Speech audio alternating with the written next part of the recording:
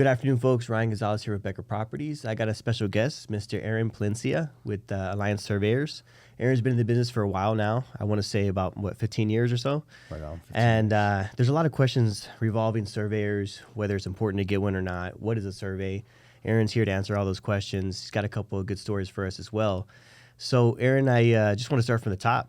How did you get into the business, and what do you got to tell us about how a survey works? So I'll do the condensed version. I was actually a salesman for Pepsi, and I was selling in an end cap at the grocery store, and I met this guy, and he was like, "Man, you did a really good job selling that." And he's like, "I got a job for you in surveys." I didn't even know what a survey was at the time. This is 15 years ago, so I had no idea. Long story short, we ended up going to Starbucks, and he interviewed me for 4 hours, just trying to get inside my head, kind of see who I was. I did the same thing to him. At the end of that, I called my boss at Pepsi, and I put in my 2 weeks, and I started 2 weeks later in the survey business with absolutely no survey knowledge, and Just like that. Yeah, that started at the first company I was with, and then I was there for about 3.5 years. They were a little mom and pop shop, and we ended up opening up 2 Austin offices, a Dallas office, and the company had like 72 employees over a 3.5 year period. Wow. Yeah, so it was a huge growth, huge explosion. And I started the front end just like anybody else, and I kind of just worked my way up to doing sales, and that's really where I found my place within surveying and within the real estate field. That's how I got to meet everybody, like you and Sure. all the other people that I know in real estate now. And it was just a great, amazing experience. At some point you realize that you can do it on your own. You don't really need what you thought you needed, and I was up for the challenge. I was ready to get started and just put my feet to the fire and just see how it went. And that's when you opened up Alliance? that's when I opened up Alliance Land Surveyors. That was a little over 10 years ago now. And the rest is history, dude. We're doing fantastic. We just had our best year ever in 2025. We have 22 employees, 2 RPLSs, and 4 part-time employees. Nice, man. Nice. Yeah, So looking to grow. explain to us what a survey is for people that don't know. Yeah. So a land survey is something that you guys get when you want to resolve your boundary, right? So you need to know what you actually own. You need to know where the easements are, where the improvements are. And it really just depends on what you need the survey for. If you're using it for title, then it's going to be a title requirement, lender requirement, right? So you got to have it legally. That's the cool part about surveys in Texas. You legally have to have a land survey. So if you're not reusing an old one, you got to get a new one. And my job is to just convince you to use us versus another company. Sure. Because it's already sold. It's not like a hard sell. Like, real estate agents got to go out there and find the business and, really got to work hard for that kind of stuff. Ours is not so much of a hard sell. It's something that's required and necessary. I would say that if in real estate, it's about location. Ours is about confirmation. We're fact finders. We go out there and find the original monumentation. We compile all the data together, and we create an exhibit for you guys to show you exactly what you own, right, and how it's usable and how it's not usable. So it's the land the real estate sits on. Correct. Yeah. What I was always told in real estate school, the meets and bounds of the land. Right. A bird's eye view of the property from above, showing, like you said, the easements, the setback lines, stuff like that. What is the easement for those that don't know? So, and I want to touch on the bird's eye view. The idea is that if we perform a survey and we gave you a paper and blew it up to the size of the property, that you'd be able to cut out the house and it would fall directly on the property where it is in real time. Yeah. Right. So easements are going to be something that comes down from utility companies typically, right? Or access. Different type of easements exist, and that really grants those companies and other people access to the property. And I see it a lot typically in houses that are a certain age, maybe like 2000 and older. The utility easements are typically in the backyard. Right. So when did they start doing utility easements in the front yard? They started doing that, right? Right. So you'll have different variations of easements, right? They could be in the front yard, they could be along the sides of the property and the back of the property. Sure. And that gives access to those utility companies to be able to come in and service the utilities. Yeah. Right. And the unfortunate part is on those easements themselves, if you build something, an erected structure, they have the right to come in and demolish that at your cost. That's what's crazy. So we always tell our clients, hey, don't build anything permanent on these easements areas because just in case if something happens. And they'll do it. I've seen them do it. They do have the right. And see, I haven't heard an example of them doing it, but I mean, I know they can do it. Oh, so absolutely. when it comes to like sheds or ADU or a pool, like, yeah, they definitely got to be careful when you're looking at those utility easements. But there's other kind of easements, right, too. Right. Like I've heard about the farm and ranch easements So where someone has egress. There you go. Give them the right to travel across your property. Those are kind of crazy. Yeah, but that's they have real to be agreed upon with both sides of the party. Sure, and that's more common out there, like in the country area, farm right? And ranch area. Farm and ranch area, where they can, they have access to drive across your property to get to their property, which is crazy. That's right. But that's all stuff that you research and you find out ahead of time. So when anybody's purchasing that property, they know what they're getting themselves into, basically. Yes, sir. Which is good. I mean, I feel like y'all are very, very important. A lot of people, when it comes to surveys, one, they don't know what a survey is, how to use it, what information it provides, if it's important or not. Give us a couple examples that you've seen recently where a survey is definitely needed, and if you didn't have it, something would have happened. There's tons of situations. There's like probably that. tons, right? Yeah, it's I kind of like what we were talking about earlier. When you buy a property, you want to know what you own, right? Sure. You don't want to inherit somebody else's problem, right?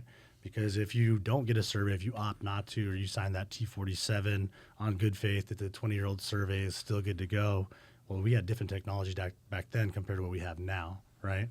And we also have more information at your fingertips for the boundary resolution theory to be more accurate.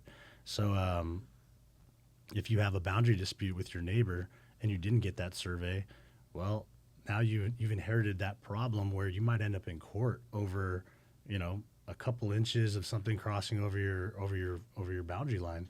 Could be a driveway, could be, a shed, something that you don't necessarily want on your property, but it's been there for a long time, and now they want to argue adverse possession, and you guys go back and forth on the deal. So it's super That's crazy crucial. because, like you said, if it's been there for a long time, like it's kind of like it's not grandfathered in, but it kind of like it kind of is, right? They have a right to argue because you didn't get that survey or whatnot, like, or it becomes real sticky, right? That situation. It's real sticky because you can always argue anything. Thank God we live in America where you can sue anybody for anything, right? Yeah. But there's all sorts of issues there. If you've been paying taxes on that particular portion, well, then you definitely have rights for it. Oh, if you've been paying tax, I believe it's 10 years, over 10 years for that property. Wow. See, that's something to know. Yeah, you definitely want to. I bet there's a lot of common issues when it comes to surveys where the property lines are and the fence lines are, or where the fence lines up, where the fence was put in. Absolutely. I bet you get a ton of issues when it comes to that. So the short answer for that is fences don't define boundaries. Yep. It's very misleading. I've seen that a lot. Yeah, it's very misleading.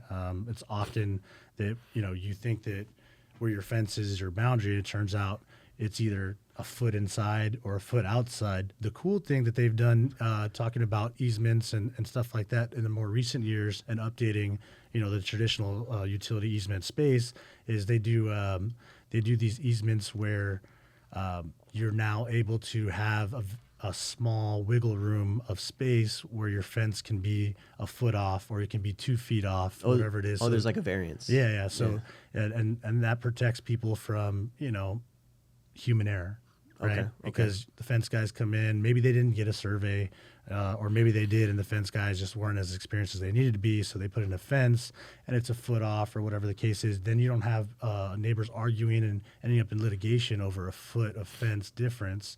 So it's a new type of easement, and I think it's a great thing for the community. So it prevents neighbors from ending up in litigation. Yeah, so surveys and technology are getting better, right?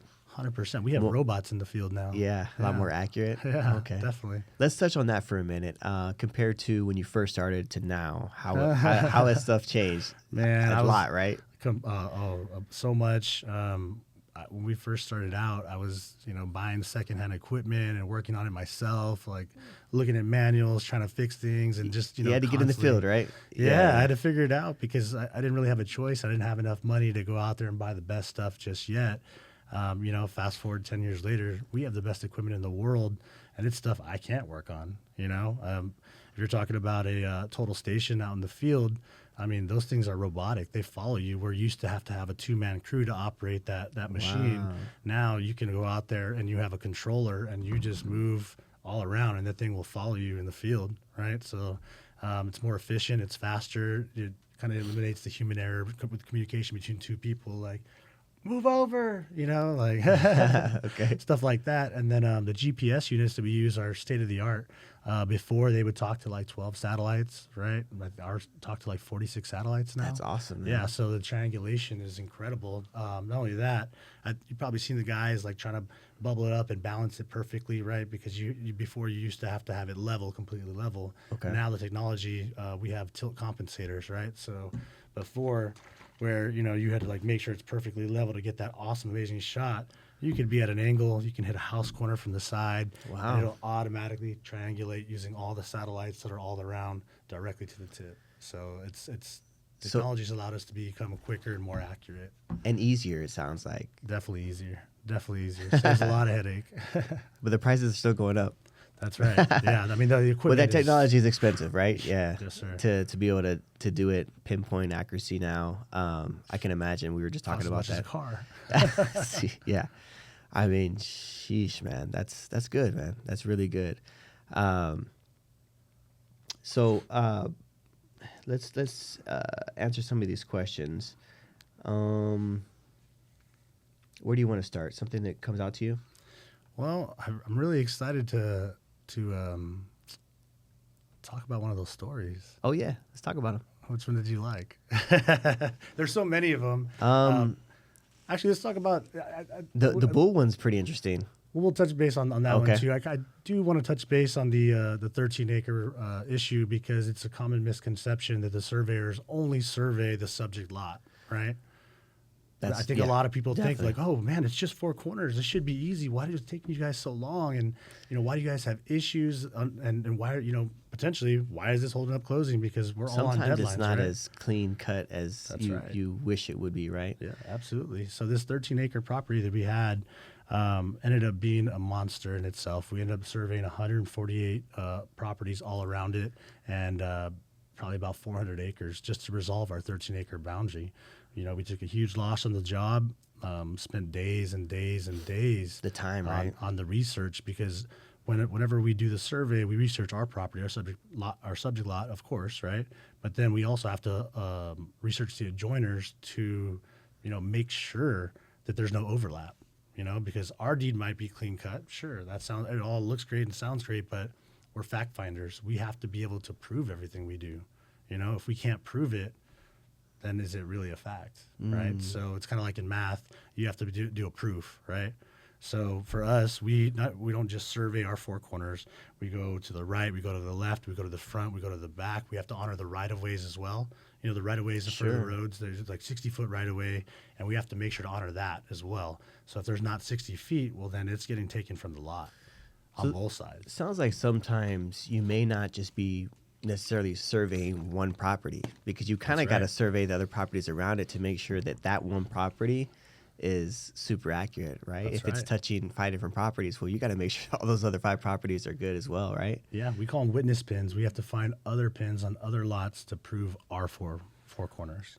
Yeah, and how often are you finding those pins? Like, do those pins stay, or like some do, some don't? Like, how often is the pins? So, little tangent here. I remember as a kid pulling those out of the ground and playing swords with the rods when I was a kid with my friends, in the like, what are these? Yeah. And I feel so bad because I know that happens often too. If I can't be the only one that grew up doing that. And so it's very, very common that we don't find all of the monumentation on every lot. If you find 1 or 2, that's probably about average. Finding 3 or all of them is like phenomenal, or it's a brand new neighborhood. Typically you're not going to find all 4. Okay. It's very rare. If you do, you better go play the lotto, right? Right. You got lucky. Hey, go buy a lottery ticket on the way home. Oh So, yeah. man, yeah, I can imagine. Yeah, so a newer neighborhood's probably the easiest to do with the pins, right? Correct. Yeah. And so that one, we did end up pushing back closing a lot, but it was for the benefit of our client because they ended up having more acreage at the end of it than they actually thought they did, and it was a commercial property. So, Oh, it worked out in their favor. Yeah, it worked out in their favor. It doesn't always, right? Sure. We're not selling that we can make that happen. We're just fact finders. But since we did do our due diligence and went above and beyond, and the 148 properties, 400 acres, we were able to find them more acres that belonged to them, and it was a lot of money that they ended up increasing the price on that. So it ended up working out for them despite the closing being pushed back. But I think that they were happy. Knowing that we did our due diligence and didn't half-ass it. Absolutely, absolutely. So when would you say a survey is necessary? So typically, if you're doing a title deal, it's going to come after the inspection, right? After the appraisal. It's the last thing on the list before the deal closes. That's why I think that surveys are always like super rushed and super last minute because nobody wants to spend the extra expense until you know that it's clear to close. Right? Sure. And I think you probably have more knowledge on that Oh, than yeah. I do from Yeah. from your experience. We always order it typically last week. Last minute, you're like, hey, I need it yesterday. Can you guys get out there? You're like, all right. How many times have you heard that? 5 times today. And it happens, but we're here y'all's for it. Y'all's turnaround time in town is pretty quick, right? I Yeah. think like maybe 2-3 days. I don't want to 2 speak. to 4 business days Okay. for your standard lot and blocks. If something's described by meets and bounds, right, kind of what you were talking about earlier, those are the ones that have an actual legal description, right? Because the lot and blocks are platted. They're already decisive, and the bounds are pretty squared away. Maybe a little easier. Right. So these meets and bounds ones are, hey, this was written a long time ago, and this hasn't been subject to county rules and all that stuff. So they're a little bit more raw properties, and those can take typically between 5 to 7 business days. Oh, okay. Heavy commercial and farm and ranch 7 to 9 business days. Sure. So we always tell people a range because every survey is different. It's a handmade product. You never know what you got till you get out there and you get it and you pick up the data. And we always try to make sure that we have enough time for a second trip if necessary for the to pick up the data in the field. Okay. Right? We always do a second trip to go set any pins at the end of it, and this is after nobody really knows about the behind the scenes portion about that. But if there's just monumentation missing, we're responsible to go back and set that in the field. So we always do 2 You're trips. trying to make it easier for the next guy. Right, exactly. Yeah. You're supposed to follow the surveyor's footsteps before you, and you try to make it easiest for the person after you. Something I've seen a lot in my career is when we deliver an old survey to the title company, they have an examiner that looks at it and they tell us whether or not it's good to go for the next buyer.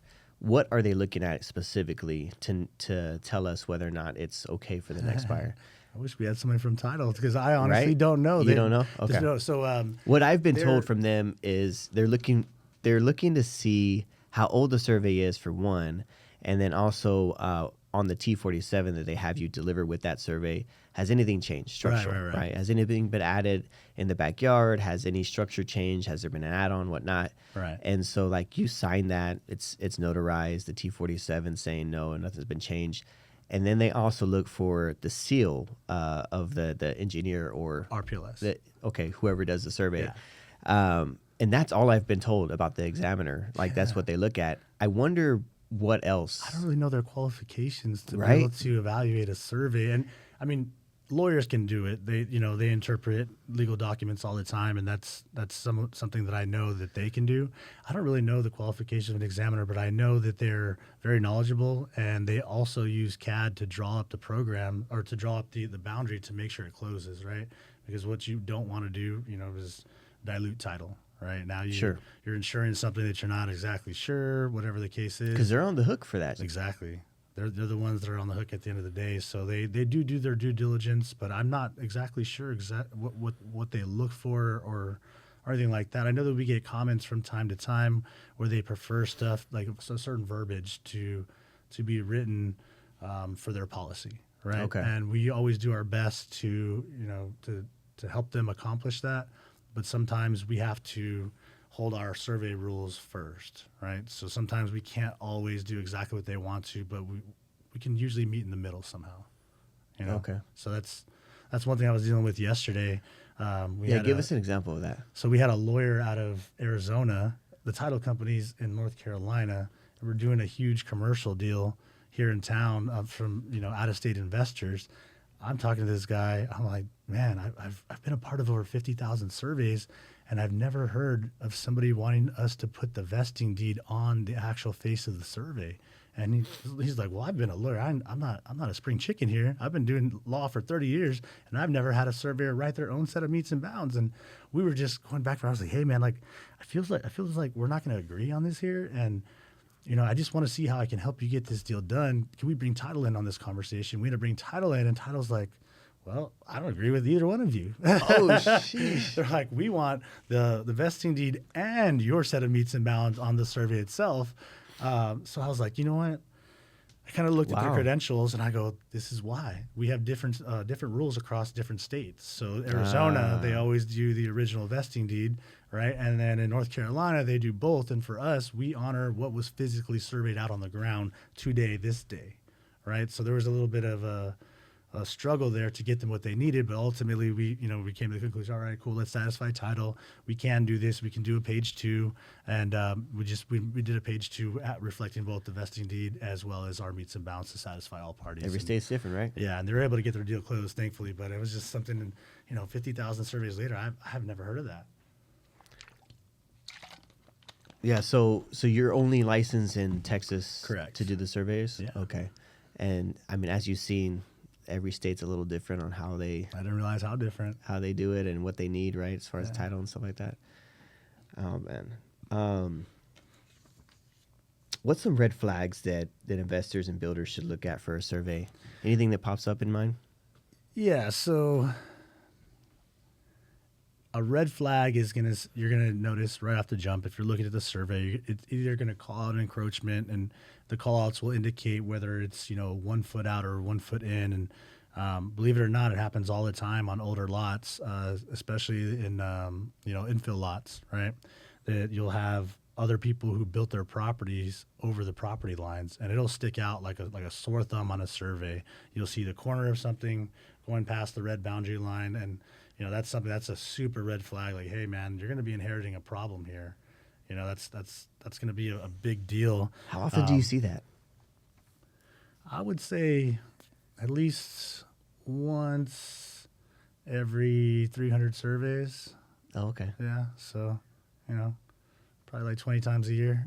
20 times a year we'll see it. So about twice a month. Close to twice a month. Okay. They will have those issues, and people usually say, thank God I took the time and spent the money to get a survey, because if not, I would have ended up buying this property and I would have been stuck with it. Another thing is irregular shaped lots, right? So typically you got 4 corners on a lot, and that's what everybody likes to see. That's traditional. That's easy. Yeah, easy right there. Sometimes you'll have trapezoidal lots where there's multiple pins, and that can be confusing, especially if you're building, because when you're out on the ground, it's very hard to visualize something that's on the paper, right?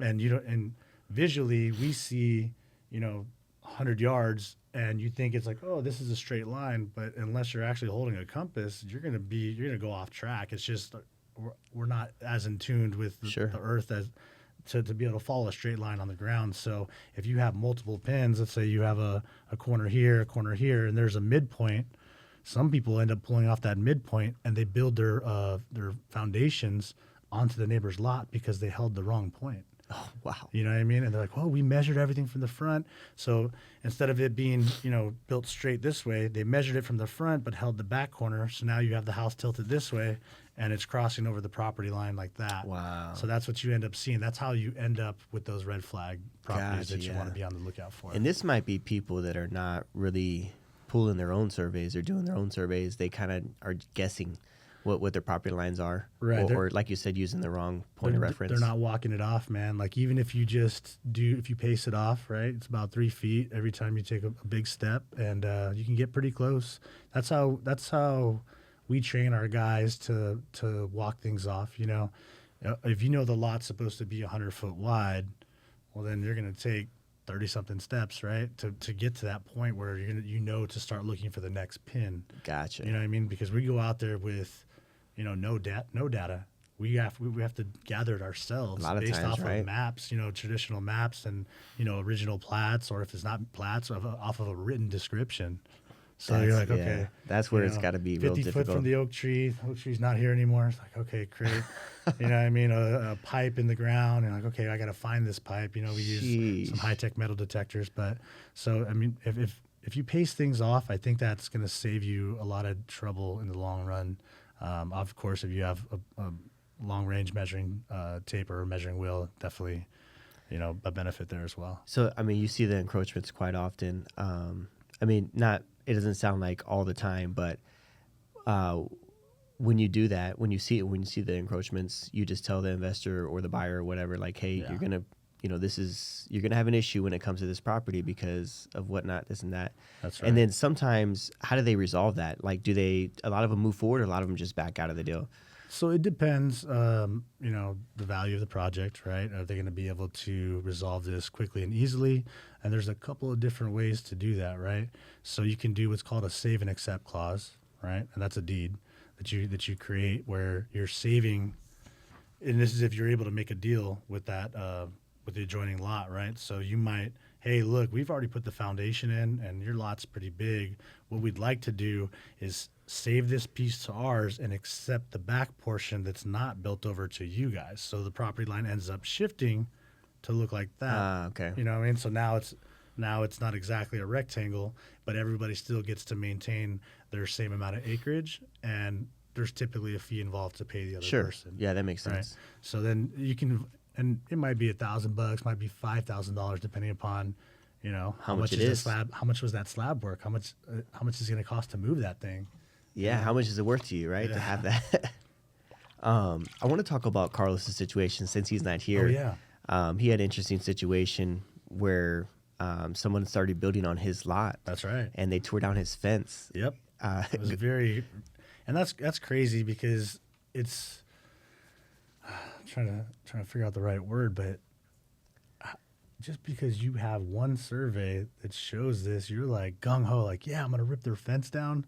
I'm like, man, I'd want some backup before I start tearing down somebody else's property. Right? Without saying anything? At least go talk to them, so that was a very unusual situation. You especially if you're neighbors, That's you pretty always want aggressive. to keep the peace. Yeah, right? yeah, absolutely. So yeah, his situation was, he just came home one day. The neighbors started tearing down the fence, and they were building the building, I believe, over the property line, if I remember correctly what he was saying. And he went, pulled his survey out. Then they exchanged surveys, and they were going to get a third-party surveyor. And that's kind of when he and I started talking. And then, sure enough, the next day they put the fence back, and they had moved their forms over, so that way they didn't end up building on his property without any type of notice. So they were just really out there tearing down fences, put it back, and Crazy. How that happens. Wild West out there. Yeah, they might have had their surveyor call the other company's surveyor, and they kind of, they talk about, okay, well, what proof do you have? Oh, this is what proof we have. This is what we held as monumentation. This is what we didn't hold. This is the documents we have. And sometimes you're in situations where somebody has title on the property, right? And somebody doesn't have title. They did a property survey, and property surveys, unless you specifically ask the surveyor to add specific stuff, we don't automatically include every single deed restriction, city restriction, all that stuff, right? Oh, wow. Yeah, Okay. we typically go based off the plat and then by request after that. And that's if you disclose to us, hey, we're going to be building. Okay, you're going to be building. In that case, we know you're going to need to know the buildable areas, and we do the additional research The for setbacks and the stuff. setbacks, the easements, and all that to make sure that you're not going to build somewhere where you shouldn't, right? But title companies go, a lot deeper of a search. And that's why it would be beneficial to get a survey with title. And that's usually that's going to be the one that wins, right? So the other company might have said, oh, wow, our client never told us they were going to build. We just went out there and did a property survey because they said they were going to build a fence. So we didn't assume that they would need to know all the easements and setbacks and all that other stuff. So they probably said, oh, well, you know what, this information wasn't disclosed to us up front. Now that you shared with us your information, we agree with your boundary. right? So that's probably what happened. The surveyors talked amongst themselves, and they decided that, oh, hey, you guys, with the additional information, we would come up with the same result. Now that we have the information, Yeah. That's probably what happened and why the neighbor ended up moving their stuff back over and putting that fence up. Yeah, so before you even got involved in the situation, they had already moved the fence back, Yeah, or they that's put right. the fence back, Right. and they already moved their forms back. Yeah. So they realized, and then the next couple of days from him talking to you to that happening, what was going on. Yeah. And that's good. He didn't have to get any lawyers involved or It's pay always for another good. survey or whatnot, because that would have cost some money, and it had nothing to do with him. That's right. That's right. Right. That's sometimes you just get stuck with a problem. That's why getting a survey up front to make sure you don't inherit those problems is such a big issue that I always stress to everyone. Yeah. And like you said, it's good that it's required by the title company or the lender for sure. I know every deal that we've done with a third party lender, they always require a survey. And then, of course, the title company examines the previous survey if you have one, and they say yay or nay.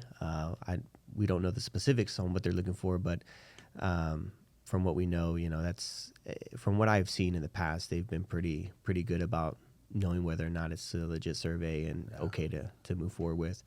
Yeah. Cool. So what else we got? Let me see. What are the cool ones that we come up with here? You've already talked about some crazy situations. Do you have any other stories you wanna tell us? What about that story with the bulls? That's pretty interesting. Yeah, that's a great one. So there was a parent track where it was the grandparents or the parents, and they ended up going to sell that property, but deeded a bunch of little parcels in the center of the property to all the grandkids and whatnot. Oh man, that's got to be difficult. Yeah, so it was, they were in probate for quite a while, and finally everybody got their little piece, but it was improperly done, and it was just deeded over. There wasn't an actual real survey performed for it. It was just done via meets and bounds description that was passed along, however they did it. Because what you can't do is you can't create landlocked properties, right? All the properties have to have some type of access to a public road. And that was the issue here. When after they passed, there was some investors that came in and bought the larger tract and started buying the people who inherited the property one by one, and there was one last holdout, right? They're like, oh, it's my family's land, I don't want to sell.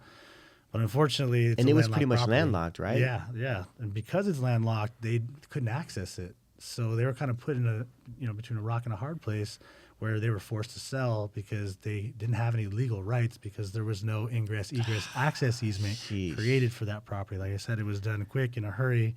And so when they hired us to do it, we reached out to the investors to try to get on the land, but they were mad at the people holding out because they were trying to leverage the fact that they were the last holdout and try to get, a crazy sum of money, which I'm sure they felt that was due to them because of their family's land.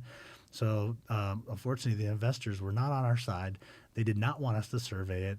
They wanted to put as much pressure as they could on the people to sell at a lower price and as quickly as possible so they could do whatever they intended to do. Without a survey, right? So they... ultimately, they let us in. I was able to talk to them and to let us in, but they said, well, you know what?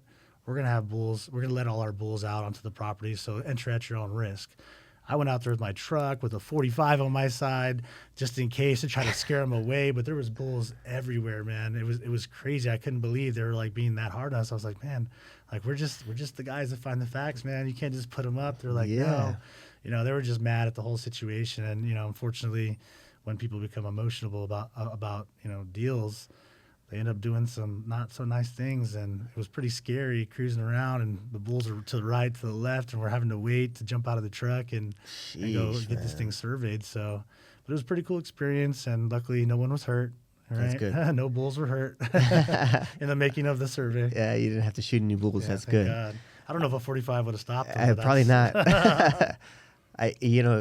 come to think of it, I never realized how dangerous a survey could be. Oh, yeah. I mean, but in that situation, of course, right? And then you have another story. You said you were doing another survey close to the border, and I'm sure that was kind of nerve-wracking a little bit, right? Yeah. So, and then just to touch on that, like the rural properties in Texas, especially being here in Texas, everybody has guns, right? And Sure. you may not, being in rural areas, you may not see people all the time. So it's very common. And most of my team that goes out into the field do carry, because they've been put in situations where, they go out to a property and somebody pulls a gun on them and they're staring down the barrel of a shotgun. Sheesh. With, somebody, what are you doing on my property? And they're not happy. And you try to inform everybody, because when we go do surveys, especially property surveys in town, we go knock on the neighbor's door, say, hey, I just want to let you know that we're going to be accessing the property corners. So if you see somebody, don't worry, don't be scared. Good. We don't need to access your home. We don't need to really be in your yard. We just letting you know that we're going to be, in the front or on the sides or in the back. So that way you don't get scared. But when you're on big properties, you don't know where all the houses are. Sure. You know what I mean? So someone might just pull up and pull a gun on you, or dogs. That's another big one in the field where, I went out and got everybody these, what was it? It was some type of like silent dog. It made a noise that scared the dogs away. Right? Oh, okay. Because if you're a field surveyor and you haven't had a dog situation before, you haven't been in the business very long. Everybody's had a situation where you're running from dogs, or you're like using the tripod to try to block, and you're like, back up, trying to get out of there. Yeah, so sure. We bought everybody these things, just hang around your neck, and you push the button, and it sends like a tone, a signal. Maybe like a high pitch. High pitch, yeah. Yes. Not the humans can't hear, but it's safe for dogs, and it stressed very, very clearly that it was safe for dogs. That's Okay. I wanted to make sure that we're not hurting anybody's pet or family member for that matter. It right? kind of spooks them a little bit. Yeah, so they think twice, like, oh my God, and they kind of like get back a little bit and give you enough time to get away. But one time we were surveying on the border there, in South Texas, and it was a very scary situation. There was a lot of cartel involvement in that area at the time, and we were told by the clients who hired us that that we need to be prepared to protect ourselves. Sheesh, and I'm like, man, we're just surveyors. Like, Jesus, man. So I had to go. You're like, down I don't know if there. I want this deal. Yeah, but I mean, here's the thing. It's always fun and interesting. I mean,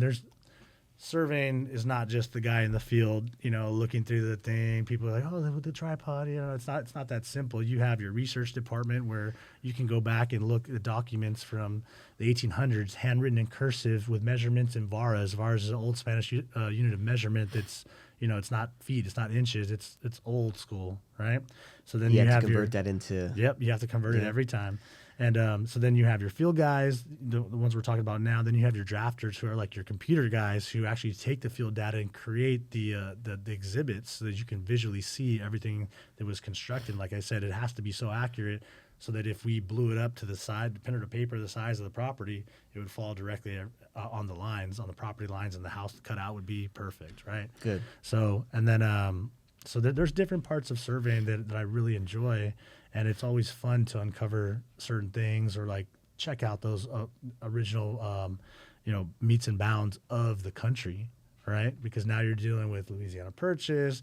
You have to honor the original 13 colonies versus, Mexico, and you have all these things to consider, especially when you're surveying on the border. So I was like, you know what, this sounds like a really interesting property that I want to learn. I want to take it as a learning experience. Yeah, maybe a good opportunity to learn a little bit more about the borders and how that all works. Exactly. So we went down there, and I had to take my M16 and just kind of sit there and pull security and be on high alert to protect my guys, just to make sure that nothing happened. And thankfully nothing happened, but it was one of those situations like, man, I didn't think I'd be carrying a rifle to work today.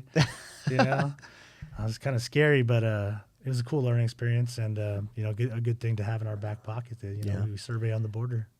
We were talking a little bit off air about this property that I have in Dripping Springs. It's coming up 10 acres. I didn't get to walk it myself, but my mom did.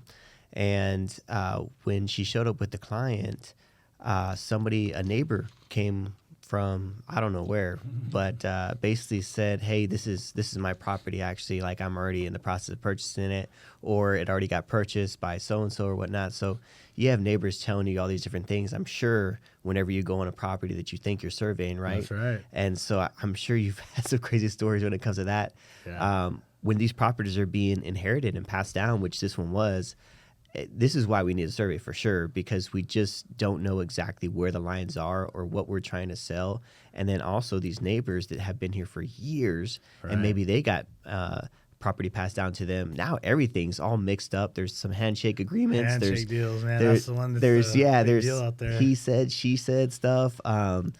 Man, I'm sure you come into a couple of different issues and situations like that.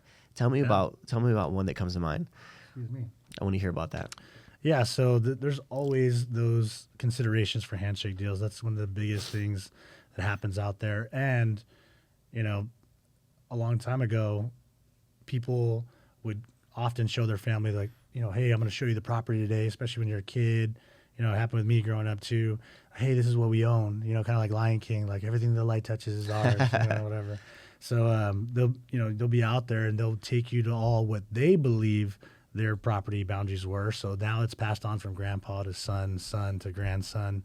So grandson's like, my grandpa and my dad said, this is our property line. This is our fence. It's been here forever, so on and so forth. So they honor the word of their family, right?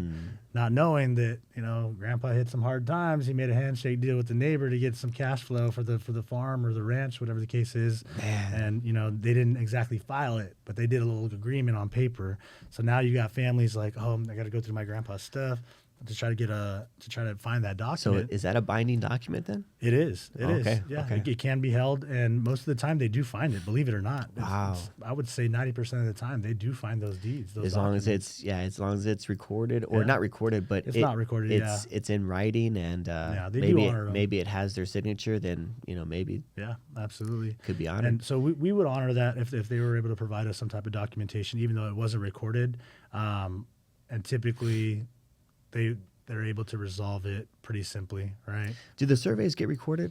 The surveys never get recorded. Okay. Thank you for bringing that up. That's a common misconception. I didn't think so. We get phone calls from people all the time like, hey, I was wondering if you could pull up my survey from 2012. And I'm like, oh, okay, you guys did it with us? And I'm looking up the address. I can't find. No, I did it with another company, but you can just look at the survey database, right? And I'm like, no. There's not a database. No, maybe we should create one. No, so that's the thing.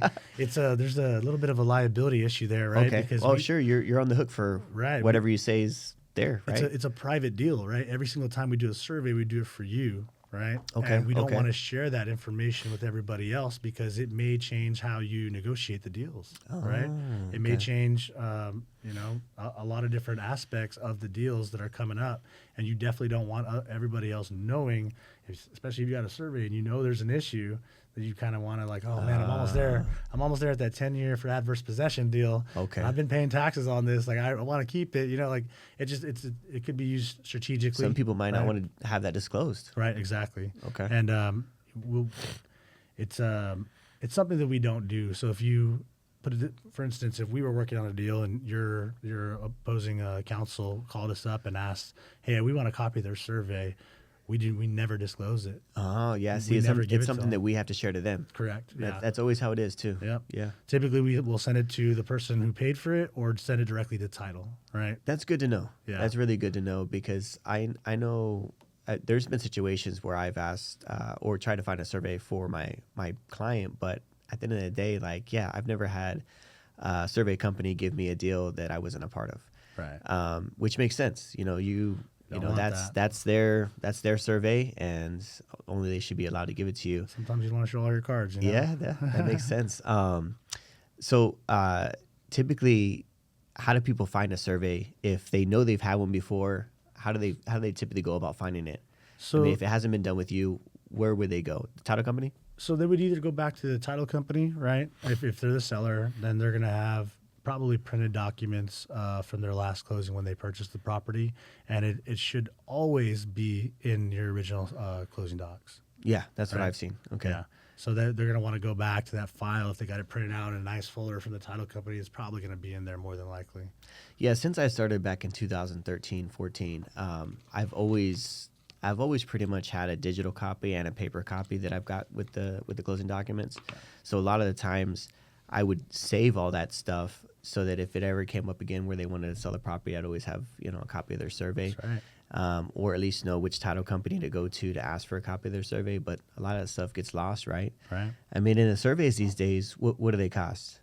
So- for a regular residential survey. We start off at 400 plus tax for your standard lot and block, Okay. right? And then it just goes up to custom quotes after that. Yeah. You know, the more land you have, the more time it takes us, the more improvements, you know, if there's additional homes or, you know, additions, what do you call it, the ADUs, right? Yeah, ADUs. ADUs, different stuff like that. If there's pools, we actually have to shoot, especially if it's not just a rectangle pool. If it's a peanut-shaped pool, we got to hit all around there to be able to create the actual shape. You know, we're not just arbitrarily putting stuff on there. We're taking it from actual data collected on the ground. You're not just freestyling That's it. right. Yeah, this looks right. Right. Just pencil it in. That's funny. I didn't think about that. So if it has ADUs or pools or something on the property, Steps, sidewalks. that's a little bit more time, right? So that probably costs a little more money. So that document is, you know, could save you, you know, $400 or $500 if you lost it and you know, found it or had a realtor find it, which I have done. Like I said, I keep documents myself or keep the records of who they closed with so that we can go back and ask that question. Other than that, I mean, you got to do a new survey, right? That's right, man. I always recommend it. It's peace of mind, right? Because typically 7 to 10-year-old surveys kind of when, you know, technology changed a great deal 7 to 10 years ago. I typically tell people you don't want to keep surveys longer than that, you know, because back in the day, these guys were pulling chains, hey, having their dogs sit on the chain. Hey, you sit on that side. Hey, sit there, pup. You know, and then they go pull the chain and measure that way. It's kind of like an old school way of doing things, but it was pretty common, you know, if you're a one-man show back in the day. So the methodology has all changed greatly. And, you know, like I said, there's no substitute for peace of mind, and it spreads out the liability. Right now, if something's wrong, you can always come back to the surveyor. That's why we're charged with being right all the time. How long do y'all hold records for? I mean, you've been in business, and Alliance has been in business for what? 10 years. 10 years? Yeah. Okay. So do you hold all those records from 10 years ago, or do you have a limit or a cutoff? So typically it's 7 years, right? Okay. 7 years is when we stop holding records. Do we have all the old stuff? We do. Somewhere.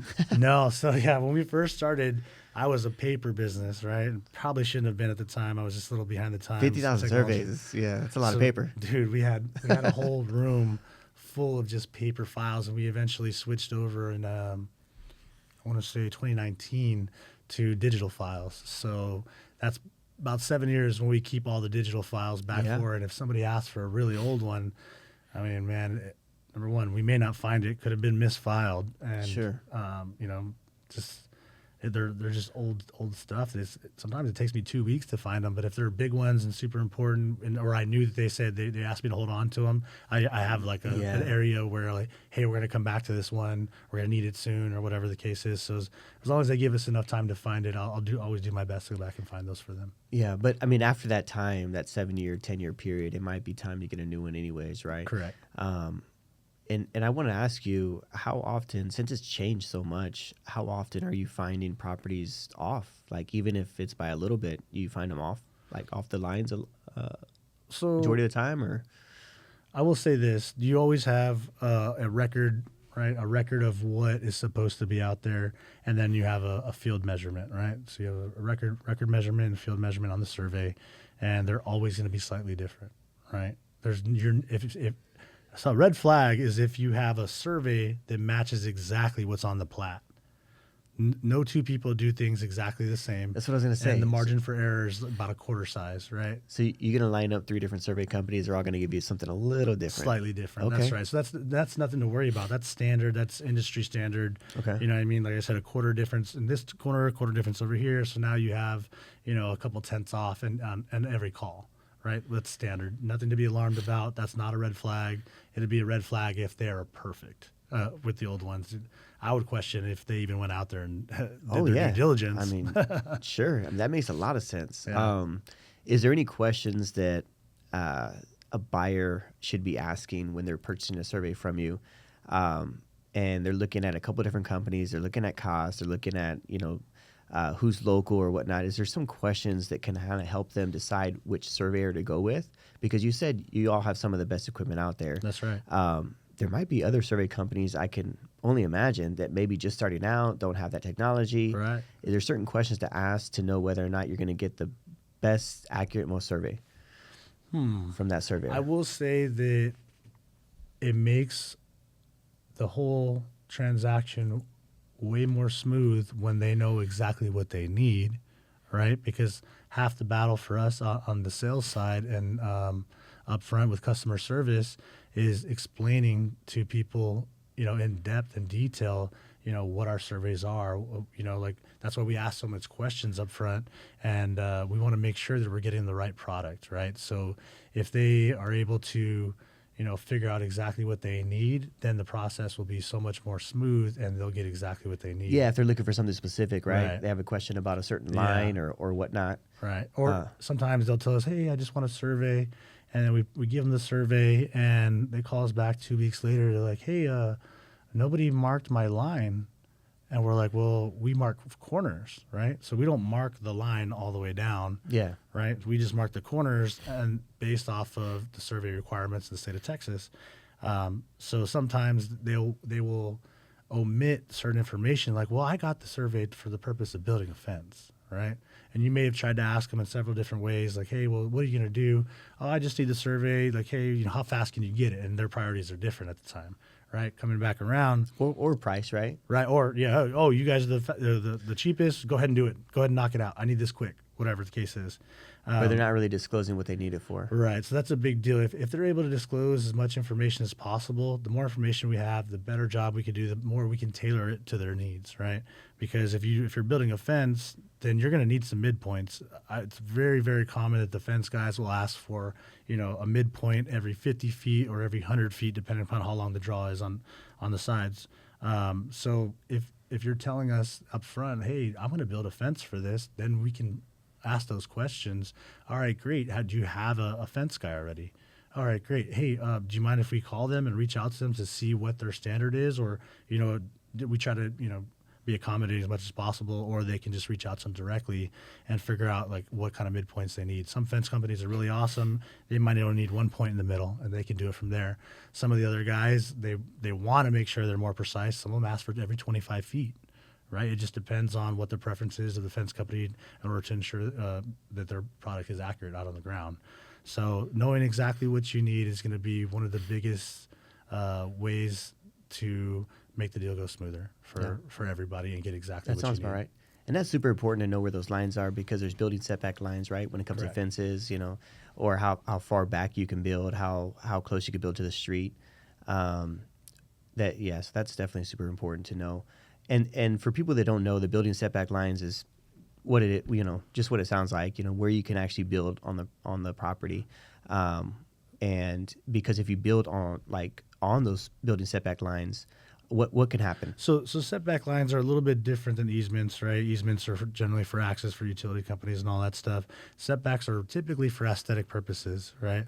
When I say aesthetic purposes, they don't want you building too close. They don't want you building, right up to your neighbor's freaking boundary line and two houses got a couple inches in between them, right? Because now it looks not so aesthetically pleasing, and sometimes if you build too close to the boundary line, it'll obstruct somebody else's view, right? So that's typically what setbacks are for. They want to make sure that your property is centered in the middle so you don't obstruct anybody else's view. You're not building too close and creating, like tight spaces like you see in movies from other countries where you're like, man, like this dude's on a little bike and barely got enough room to get his bike They're through. building on top of each other. Yeah, building on top of each other. That's what they're trying to prevent with those setback lines. And setback lines, is, as opposed to easements, you can build over those, right? Okay. But you don't want to build anything that's like an erected structure, right? Okay. You don't want to put like an ADU for sure. Okay. Right.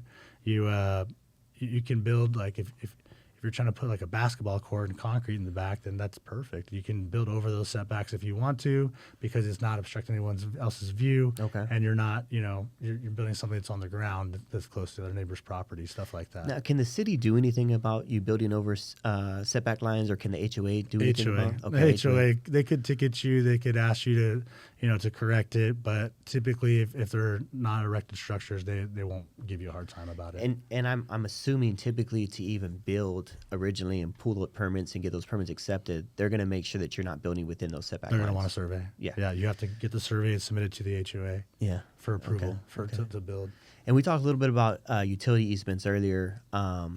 To find those utilities and draw those lines of where the utilities are, is that something you do, or is that something like Saws and CPS does? Because I've heard of them marking utility like easements or utility lines. Right. So they're going to be two separate animals, right? The easements we were talking about earlier are going to be for your home easements, for utilities, for access, right? Okay.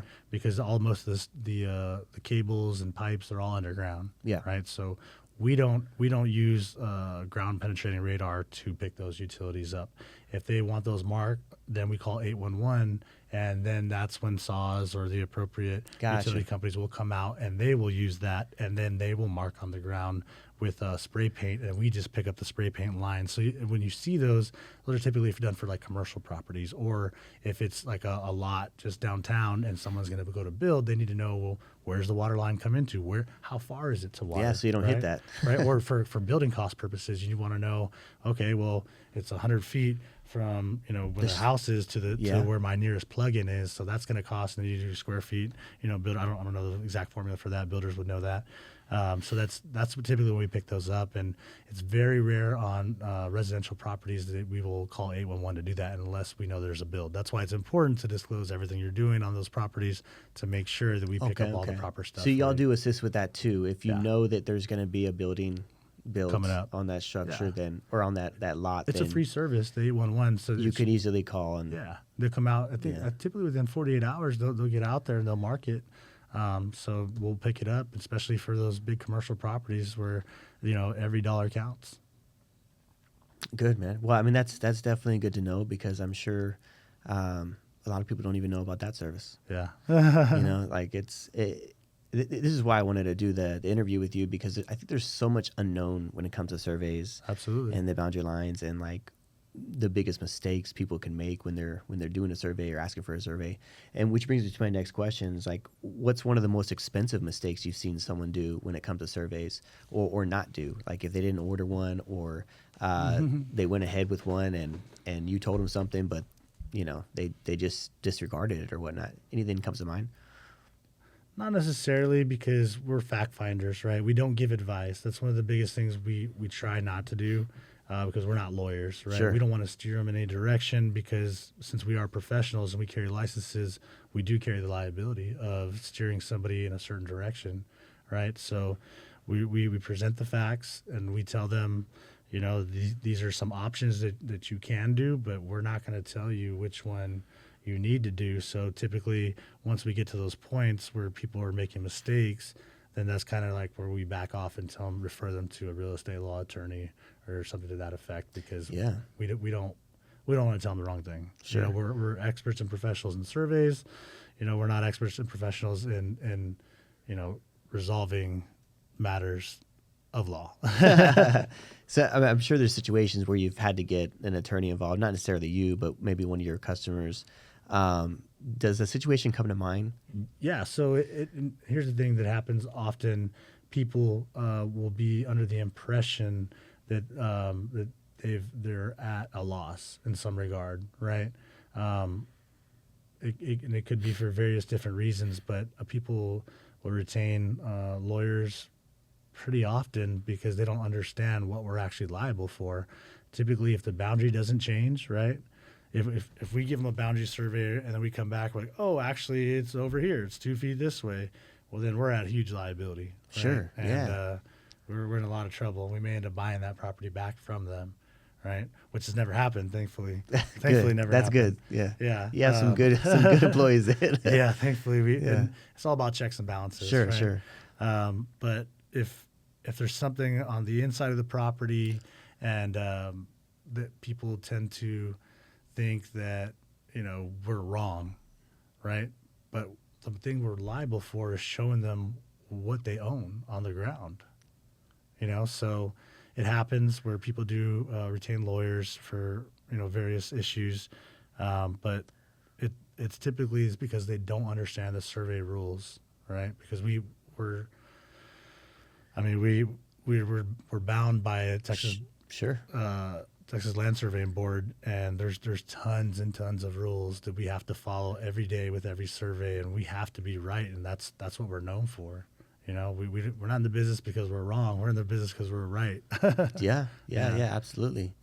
Yeah, so someone who doesn't fully understand it, they're going to retain a lawyer thinking that that's going to help solve their problem, but they really got to understand what you do. Correct, and that's where it comes. That's where it's my job, and the manager's job at the company to really explain things in detail to them. Like, hey, I understand you feel this way, but the reality is we're not shorting you land. We're not giving you extra land. We're giving you the facts of what actually exists out there, on the ground. You may have had a certain interpretation of it, like when you went out there and saw it, and that may be, but this is the facts. Facts of the matter, and that's what matters.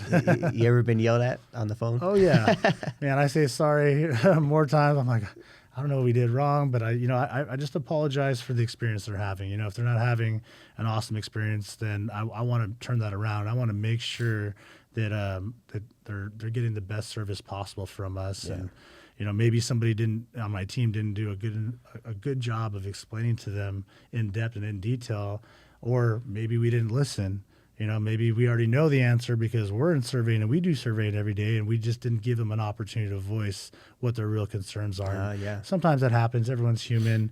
Like I said, I always do my best to come back and make sure that I earn their business for life. Like, hey, look, I'm sorry for the experience you had, but let me educate you on surveys to help give you a better understanding of why things are done this way, or maybe you didn't really understand the survey process, right?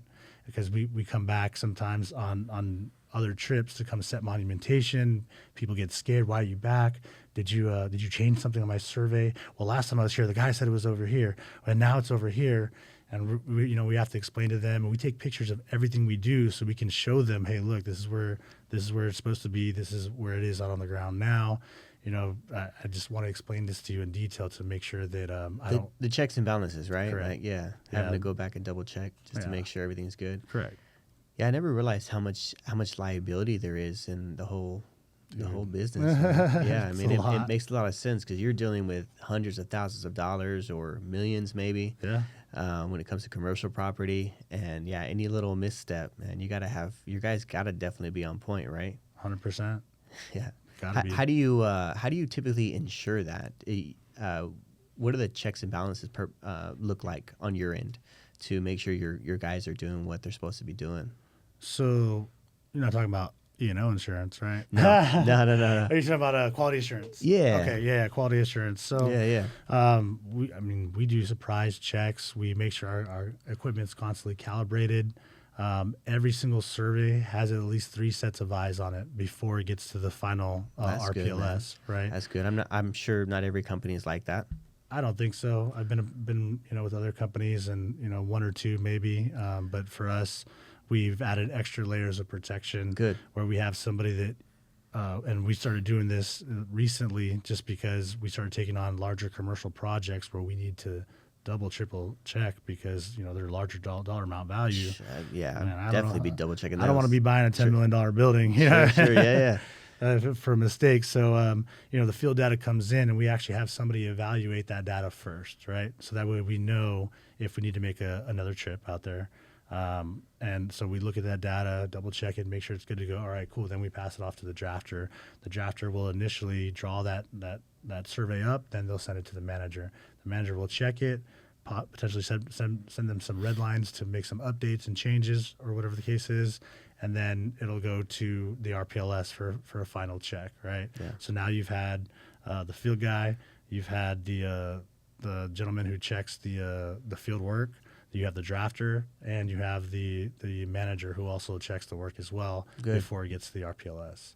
So I mean, you have tons of eyes. Everybody has the opportunity to catch stuff, and that's why I think that we're super efficient and accurate, because we have so many people that are able to double check each other, the checks and balances. Yeah. I mean, from what I know, man, I mean, everybody's always talked good about you and your company and everything. You've been in the business obviously for a long time, and 10 years is nothing to shy about at all, man. I mean, that's quite an accomplishment. You said you've done 50,000 surveys. Like that's crazy, man. Like you're doing it, man. It's props to you on that. Thank you, man. I'm For sure. glad to be a part of the community. I really can't imagine doing anything else right now. I love being a part of the real estate community, all aspects of it. I get to have awesome, wonderful friends like you and, Yeah. Mortgage companies, title companies, developers getting involved in every angle of the build process. And that's the foundation, of America. Surveyors it's one of the oldest businesses, right? So I think it's the second oldest business in the world. I'm not going to go into the first, but a lot of our presidents were surveyors. Lois and Clark were surveyors. So there's a lot of history involved, and I'm really thankful to be here, and I really love what I do. I love turning over stones, and here we go. We were looking for this document. We finally found it. Sometimes we have to physically go to the courthouses, and you pull out those Harry Potter books that are on lambskin or whatever the case they were, and they're blowing off the dust. That's crazy how far back you got to go sometimes. Yeah, it's pretty cool. So cool, man. Well, is there anything else you want to lead off with? I appreciate you coming on here and answering the questions for us. So one other thing that I do want to touch on is a lot of people are under the impression that because the property is small, that it's easy. Right? Okay. So that's a common misconception with a lot of these downtown properties in specific areas that are described by NCB map jobs, right? So And those are some old properties. We're talking about 100 years old, maybe more. Yeah, and especially San Antonio, if you go and look at all the old maps, these roads have changed, right? Big time. So sometimes you'll have, a road here and then it continues, a block down the road. So it used to connect before. And those have a lot of research involved. And those typically, you might have monuments out on the ground, right, that you find and you're like, oh, this should be good, right? We found all of them. Crazy. Whoa. All right. Now you have an NCB map that has a different boundary. And then you have a plat that has a different boundary. Right. Damn. And you might even have a legal description, a written description that all four of these things are different boundaries. Jesus. So now, it's our job to put this puzzle together and resolve it in a way that impacts the community the least possible.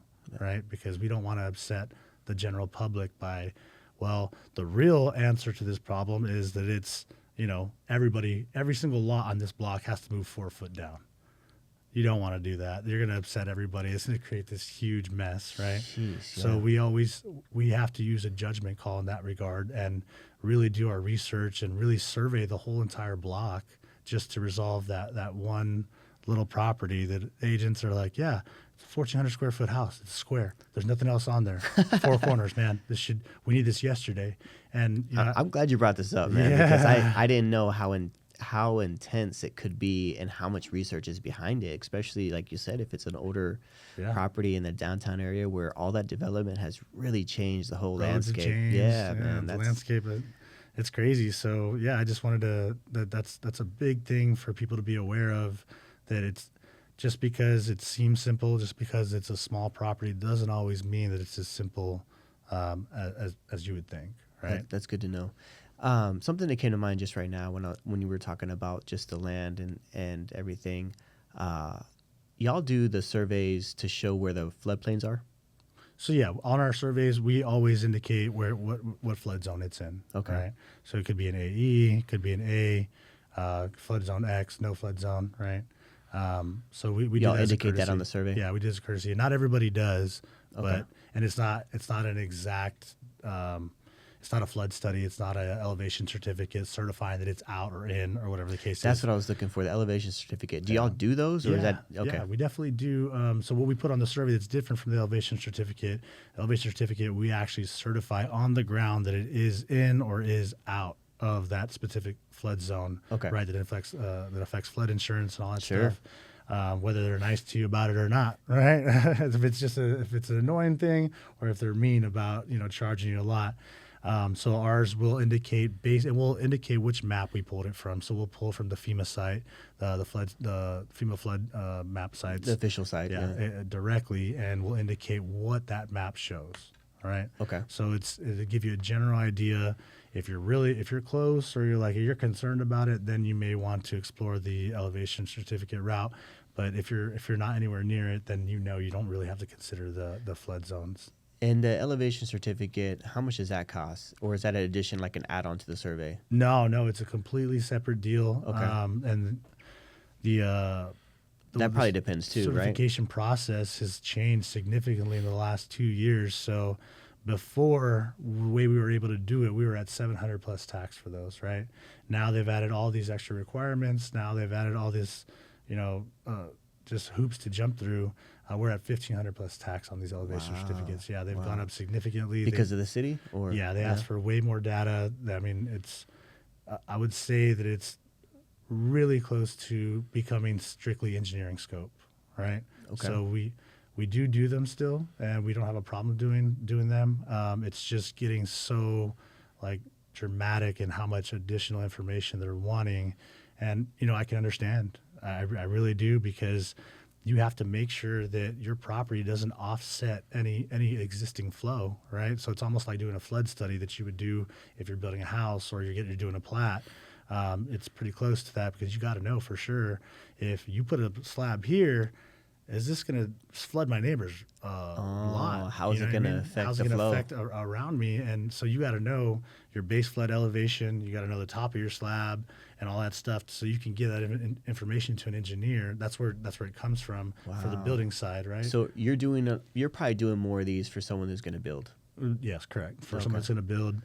We do them for insurance companies that, we certify that the top of the bottom floor is outside of the 100-year floodplain. Yeah. So we can charge less for the insurance, because we know once every 100 years, okay. it's not going to even flood there, or it will flood there, Yeah. whichever way it goes. Yeah, and I've seen some floodplains close to a property. Maybe they're in the property lines, but they're not touching the property, like the house. The house, correct. And so then you're not required flood insurance. But you said there's a difference on flood insurance, whether or not how high the flood could potentially go on the house. That's kind of crazy too. I didn't think about that. And then so if you have the floodplain go across the property line, but it doesn't touch the house, just to disclose this, they're typically going to want that marked out on the ground. So we're going to have to do topography. So it's a separate service where we have to actually go measure the contours out on the ground and put pins in the ground to show, or put stakes in the ground to show where it actually is across the property. And who's that for? The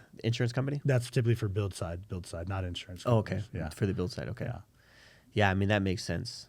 So they know exactly where to build, where not to build. Correct. And then that's when they pass that information on to the engineer, so they can do the flood plan. Well, Aaron, I appreciate your time, man. Anytime. Thanks for having me. A lot of good information, and that's why we do these interviews. I'm definitely going to be sending more people, your way, and I'd love to help. I'm sure there's a lot of people that do watch this podcast and maybe have some questions for you. So I'll have all your information tagged on the description below. If there's any questions, you can reach out to me or Aaron directly. I'll have his information tagged on the description below. And until next time, guys, we'll see you. Thank you. Thanks.